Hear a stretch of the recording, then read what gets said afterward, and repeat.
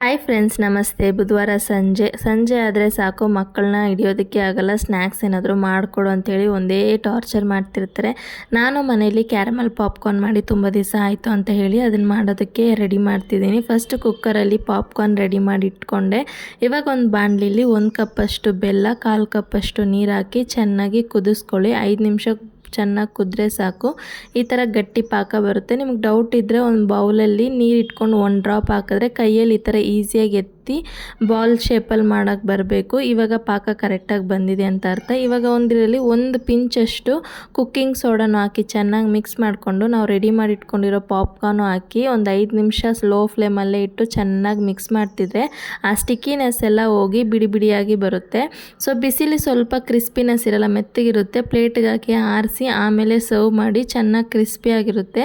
ಮಕ್ಕಳು ತುಂಬ ಎಂಜಾಯ್ ಮಾಡಿ ತಿಂತಾರೆ. ಖಂಡಿತ ನೀವು ಟ್ರೈ ಮಾಡಿ ನೋಡ್ಬಿಟ್ಟು ಹೇಗೆ ಬಂತು ಅಂತ ಮಾಡಿದರೆ ಕಮೆಂಟ್ಸಲ್ಲಿ ತಿಳಿಸಿ. ವಿಡಿಯೋ ಇಷ್ಟ ಆದಲ್ಲಿ ಲೈಕ್ ಮಾಡಿಬಿಟ್ಟು ಇದೇ ಥರ ಇಂಟ್ರೆಸ್ಟಿಂಗ್ ಆಗಿರೋ ವೀಡಿಯೋಸ್ ನೋಡೋದಕ್ಕೆ ಮರಿದಿರ ಚಾನಲ್ನ ಸಬ್ಸ್ಕ್ರೈಬ್ ಮಾಡ್ಕೊಳ್ಳಿ. ಇನ್ನೊಂದು ವೀಡಿಯೋದಲ್ಲಿ ಸಿಗ್ತೀನಿ. ಬಾಯ್.